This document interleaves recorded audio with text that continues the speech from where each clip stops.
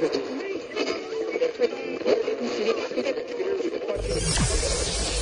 ready for unique, rare, and little-known treasures from the golden age of radio. You're listening to The Amazing World of Radio with Adam Graham. Welcome to The Amazing World of Radio. From Boise, Idaho, this is your host, Adam Graham. If you have a comment, email it to me, box13@greatdetectives.net. Well, we're beginning a new phase, I guess the final phase of our look at Raymond Massey's performance as Abraham Lincoln. And we're going to be focusing on some episodes which are not straight historical narratives, but rather gather from Lincoln's life through various sources and various ways of collecting that story. Now, there will be some information or scenes that will have been repeated in previous episodes, but I do think that these are just some interesting presentations that we're going to hear over the next 3 episodes as we prepare to wrap up this series. We're returning to the Cavalcade of America once again for an episode that originally aired February 7th, 1950, and the title is The Thinking Heart.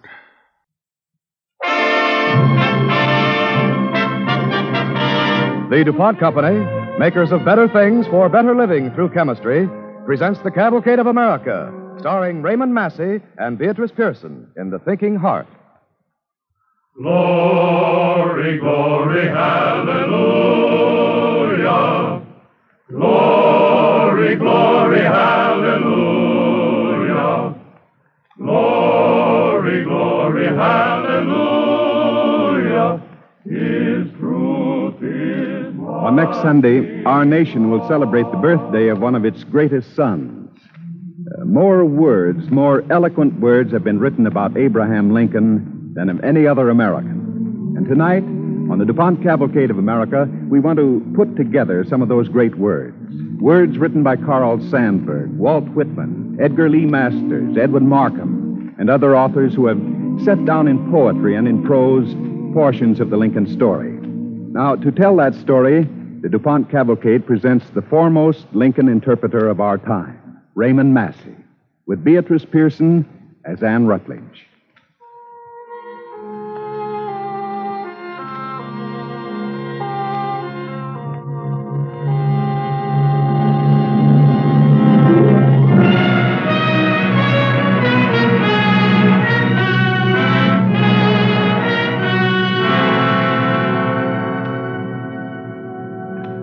I am Anne Rutledge, who sleep beneath these weeds, beloved in life of Abraham Lincoln, wedded to him, not through union, but through separation.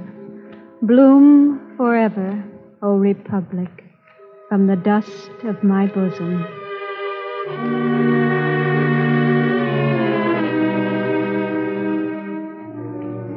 In the short and simple annals of the poor, it seems there are people who breathe with the earth and take into their lungs and blood some of the dark strength of its mystery. Such a one was Abraham Lincoln, my beloved. He was a learning man. All the years of his life he sought after new wisdom. Here is a picture of his early seeking. My beloved sits at the feet of his prairie teacher, Mentor Graham, of New Salem in Illinois. Now the moods. Every one of us has many moods. You yourself have more than your share of them, Abe. They express the various aspects of your character. So it is with the English language. Now then, name me the 5 moods. The indicative, imperative, potential, subjunctive, and infinitive. Mm-hmm. And what do they signify? Well, the indicative mood is the easy one. It indicates a thing, like he loves or he is loved.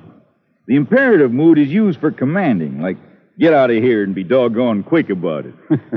Well, is that the best example you can think of? Well, you can put it in the Bible way, go thou in peace, but it's still imperative. Good, good. Now go on with the potential mood. Well, that signifies possibility, usually of an unpleasant nature, like if I ever get out of debt, I'll probably get right back in again. Well, Abe, just bear in mind that there are always two professions open if all else fails, school teaching and politics. And I'll choose school teaching. You go into politics and you may get elected, and if you get elected, you got to go to the city. Mm-hmm. What's your objection to cities, Abe? Have you ever seen one? Sure, I've been downriver twice to New Orleans.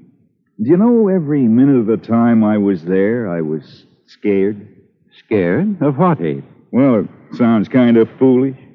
I was scared of people. Did you imagine they'd rob you of all your gold and jewels? No, I was scared they'd kill me. Why? Why should they want to kill you? I don't know. You think a lot about death, don't you? Well, I've had to, because it's always seemed to be so close to me. Always, as far back as I can remember. When I was no higher than this table, we buried my mother. The milk sick got her, poor creature. I helped Pa make the coffin, whittled the pegs for it with my own jackknife. We buried her in a timber clearing beside my grandmother, old Betsy Sparrow. I used to go there often and look at the place. Used to watch the deer running over her grave with their little feet. I never could kill a deer after that. You're a hopeless mess of inconsistency, Abe Lincoln. Yes, I came here to listen to you, and then I do all the talking. I'll get along. No, wait a minute. There's just one more thing I want to show you. It's a poem. Yeah, here it is. You read it, Abe. Yeah. On Death, written at the age of 19 by the late John Keats. Can death be sleep when life is but a dream, and scenes of bliss pass as a phantom by?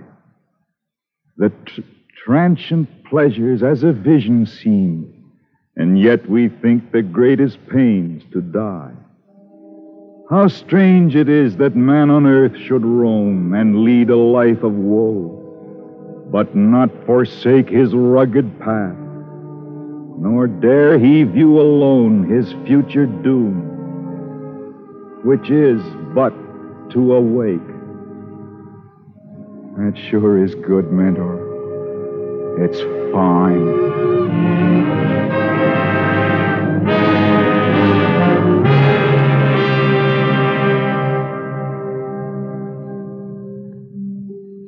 Such a man was my beloved, a learning man and a loving man, gentle, kind, and pure in heart. See now an evening in April on the Sangamon. The red bird is speaking its first pink whispers, and the dandelions scatter butter colors in long handfuls over the upland grass. Spring breezes move in the oaks and poplars. The branches of the trees register their forks and angles in flat black shadows over the flat white spread of moon silver on the ground. Lilacs in the dooryard remember to bloom. And my beloved speaks. Anne, will you marry me? Marry you, Abe? I reckon I love you past any mortal love. Oh, I know I got no right to hope nor expect anything. Oh, you're not speaking very well for yourself, Mr. Candidate for the Illinois legislature. No, I'm not. Of course, I might win this election, and that might be a point in my favor. I've thought things out clear as I could. Folks seem to like to hear me talk. You can't tell a thing about how they'll vote, though. I wish I knew. Anne. Yes, Abe? Anne, will you marry me? Yes, Abe. I think perhaps I will.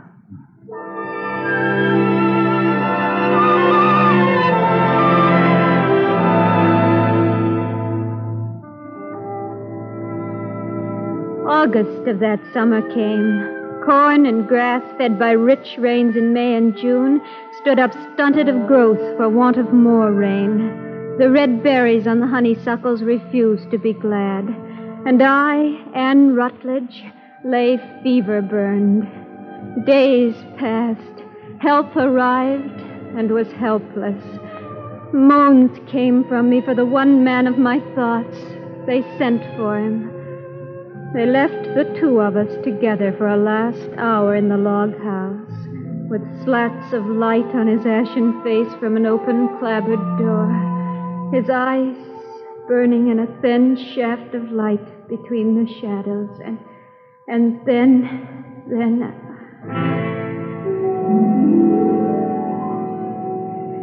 Abe.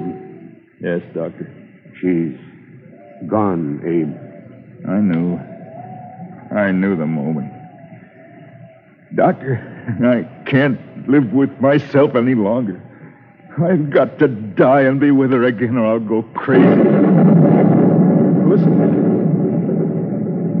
I can't bear to think of her out there alone. Abe. I'm going with her. I'll find her. Abe, I guess we've got to bear these things like men. I've got to feel it like a man first. Abe. Let go. Let me go. Let me out. Let me out of here.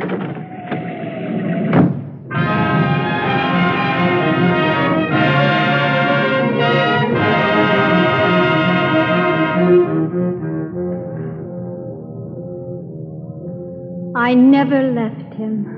Oh, believe me, unbeliever.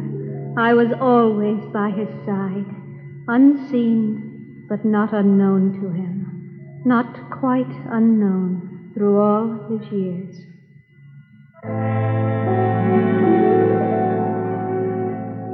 He was a learning man. He was a loving man. He was, most of all, a brave man. In his knowing, in his loving, he could not fail to act. In Springfield, the little men, the quibblers, the tremors, the sharp-eyed ones, they told him, "Hold your tongue, Abe, and take both sides. That's the way to get votes." But he spoke out. He said, "A house divided against itself cannot stand. This government cannot endure permanently, half slave and half free." Such was Abraham Lincoln. He was a man of wisdom, of fortitude, of human-heartedness. But he was also a laughing man. He had laughter and youth in his bones, in his head a rag-bag of thoughts he never could expect to sell. As when he said, "A woman is the only thing I'm afraid of that I know won't hurt me." And when he criticized a bad and childish novel. For those who like this kind of a book, this is the kind of a book they like.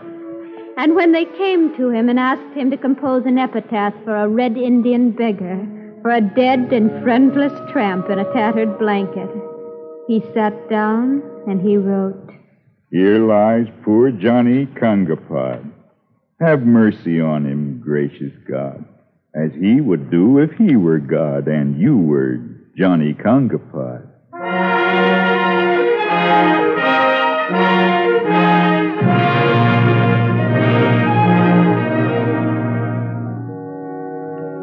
Oh, he was a laughing man, was Abe, and the color of the ground was in him, the red earth, the smell and smack of elemental things, the rectitude and patience of the cliff, the goodwill of the rain that loves all leaves, and the secrecy of hidden streams. See him now as he stands on the back platform of a train bound for Washington, bearing on his shoulders a gray shawl and all the cares of a country moving toward war. Oh, perhaps this is why I had to die. If I had lived, I'd not have pushed him and prodded him toward this fate. He might never have needed to say goodbye to the prairies, to his neighbors in Springfield.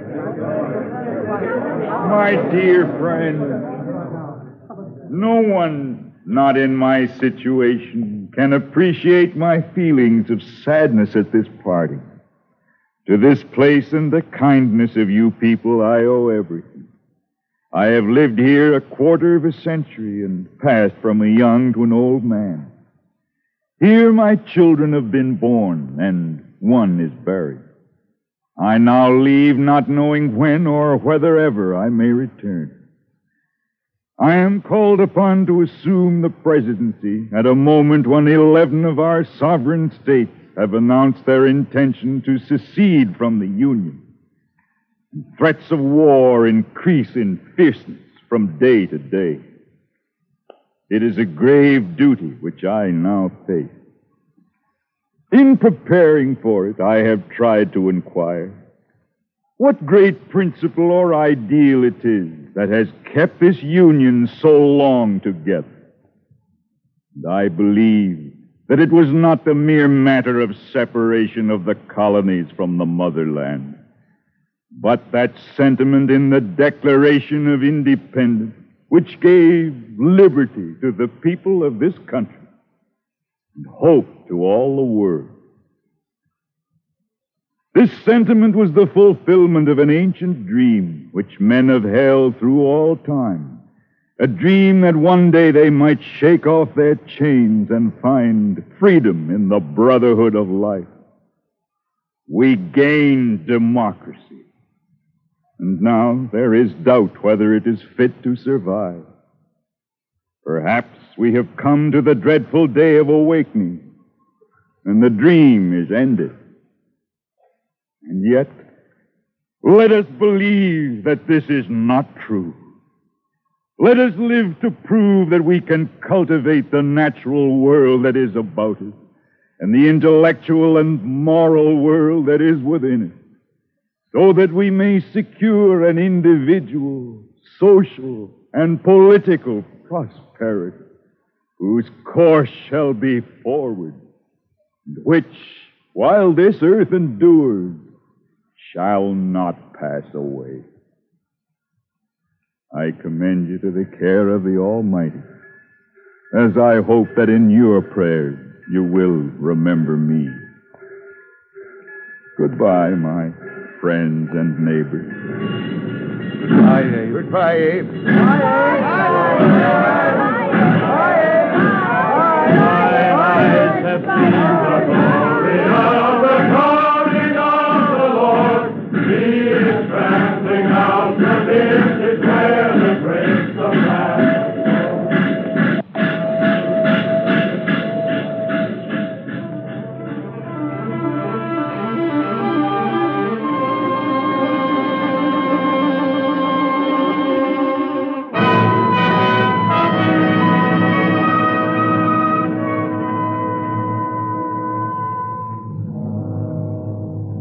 The war came as it had to come, and I was by his side, unseen but not quite unknown to him. Look now upon another picture, deep in torment and in war.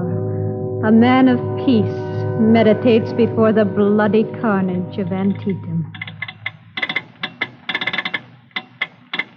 General McClellan is now in touch with Lee in front of Sharpsburg and will attack as soon as the fog clears. It's cleared by now. They must be fighting now. What is God's will? They come to me and talk about God's will in righteous deputations and platoons, day after day, laymen and ministers. They write me prayers from 20 million souls defining me God's will in Horace Greeley's. All of them are sure they know God's will. I am the only man who does not know it. And yet, if it is probable that God should, and so very clearly state his will to others on a point of my own duty, it might be thought he would reveal it me directly, more especially as I so earnestly desire to know his will. It is unfathomable. Yet I know this and this only. While I live and breathe, I mean to save the Union if I can, and by whatever means my hands can find under the Constitution. Oh, will of God, I utterly lift up my hands to you and here and now beseech your aid. I have held back when others tugged me on. I have gone on when others pulled me back, striving to read your will, striving to find the justice and expedience of this case. hunting an arrow down the chilly airs until my eyes are blind with the great wind and my heart sick with running after peace. And now I stand and tremble on the last edge of the last blue cliff, a hound beat out, tail down and belly flattened to the ground. My lungs are breathless and my legs are whipped. Everything in me's whipped except my will. I can't go on, and yet I must go on. We can fail and fail, but deep against the failure, something wars, something goes forward, something lights a match. Something gets up from Sangamon County ground, armed with a bitter and a blunted axe, and after 20,000 wasted strokes brings the tall hemlock crashing to the ground.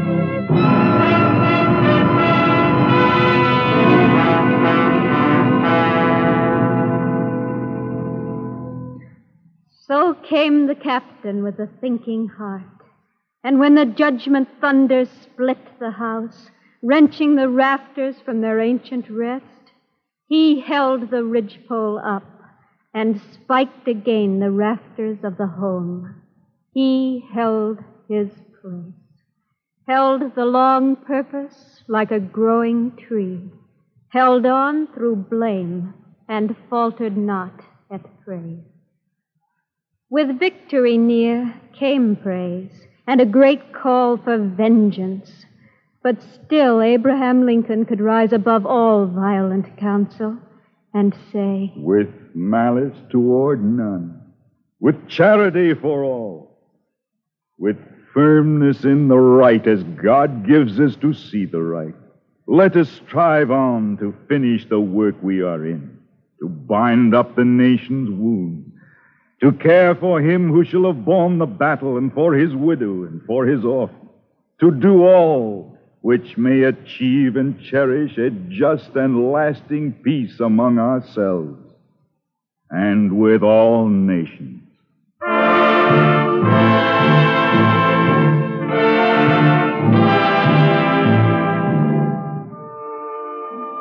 And again it is spring. Look now upon this last picture. Here is the stage, and all eyes set upon it. There is the box, in shadow, in darkness and neglected in this moment by the laughing crowd. Lurking in the shadow's shadow, see an evil man, the one appointed to snuff out a life of wisdom, courage, and love. His name, the name of evil, John Wilkes Booth.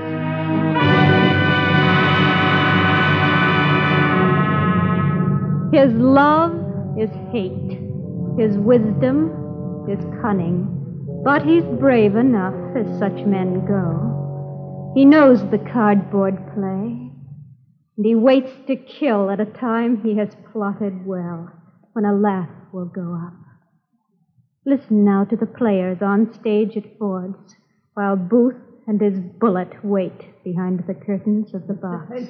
You'll please recollect you are addressing my daughter, and in my presence. Augusta, dear, to your room. Yes, Ma. The nasty beast.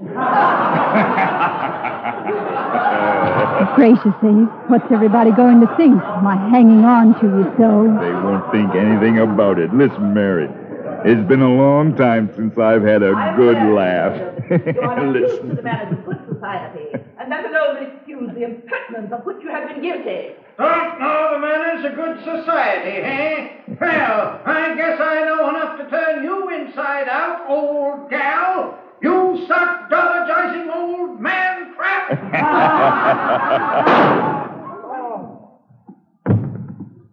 Semper Tyrannis!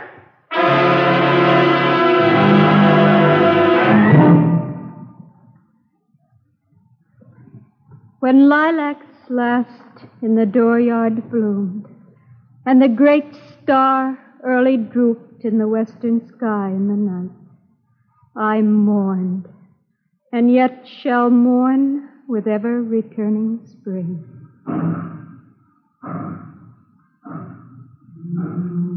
There was a funeral. It took long to pass many given points. Many millions of people saw it. The line of march ran 1,700 miles. Yes, there was a funeral. From the White House in Washington, where it began, they carried his coffin and followed it nights and days for 12 days. Bells tolling, bells sobbing the requiem, the salute guns, cannon rumbling their inarticulate thunder. To Springfield, Illinois, the old hometown, the Sangamon nearby, the New Salem hilltop nearby, for the final rest of the cherished dust. And the night came with a great quiet, and there was rest. The prairie years, the war years, were over.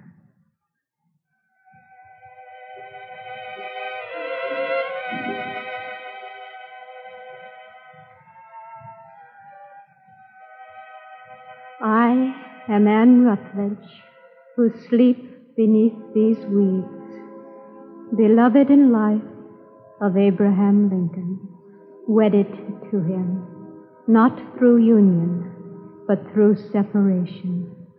Bloom forever, O Republic, from the dust of my bosom. Glory, glory, hallelujah.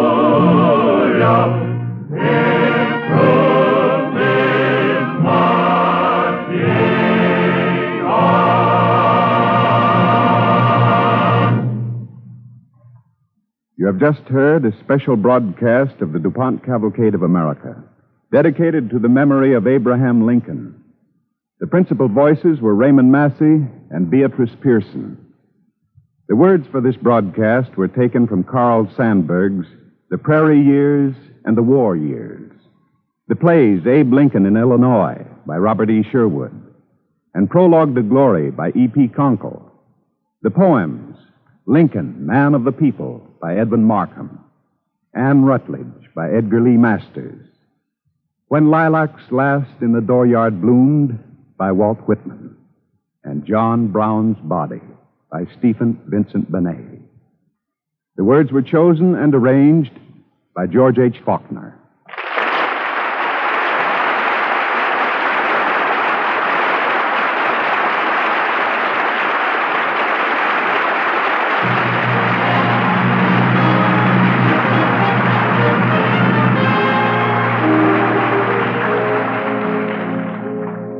Now, Bill Hamilton speaking for the DuPont Company. What would you say if DuPont Chemical Science offered you an automobile tire that was much lighter and at the same time much stronger? You'd probably say, I want that.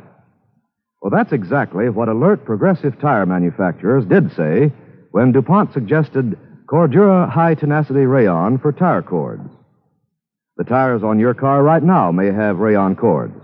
If so, they give you extra strength and safety because of teamwork between the chemical industry and tire manufacturers.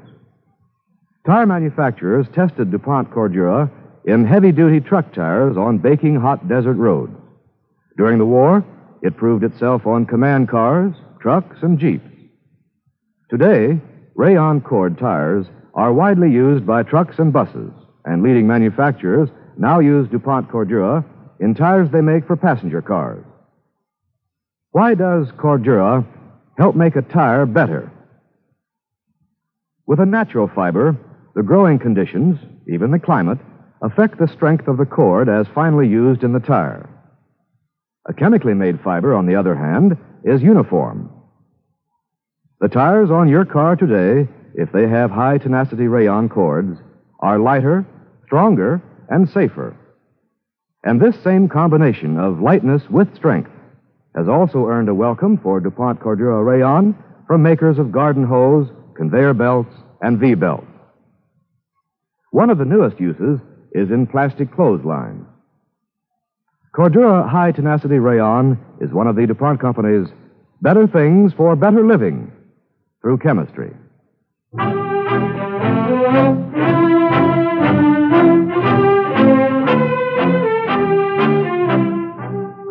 Next week, we will present Lee Bowman in a story of a veteran of World War II, his friend, and their hometown.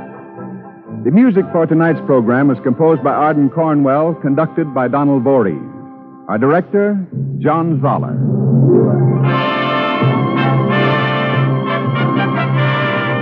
The DuPont Cavalcade of America comes to you from the stage of the Belasco Theater in New York and is sponsored by the DuPont Company of Wilmington, Delaware, makers of better things for better living through chemistry.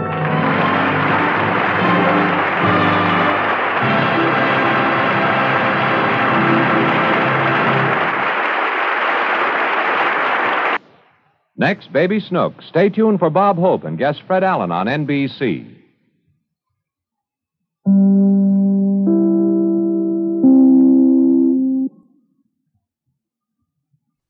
Welcome back. Well, this story featured some really beautiful and moving pieces, and I think that the performances by both the leads was just superb and really captured the depth of the emotion. On the humor ones, I did kind of wonder about some of those. Some of those statements, like the one about the dead vagrant, I've heard before, but not attached to Abraham Lincoln. But I suppose it's possible that it did actually begin with Lincoln, and then it just kind of, became a cliched thing where the reference to Lincoln was no longer mentioned. At any rate, great performances, and we've got a couple more episodes next week before we close up shop on the amazing world of radio until Thanksgiving. So be sure and join us back here Sunday and Wednesday for the finale of our Lincoln series with Raymond Massey. In the meantime, do send your comments along to box13 at greatdetectives.net. From Boise, Idaho, this is your host, Adam Graham, signing off.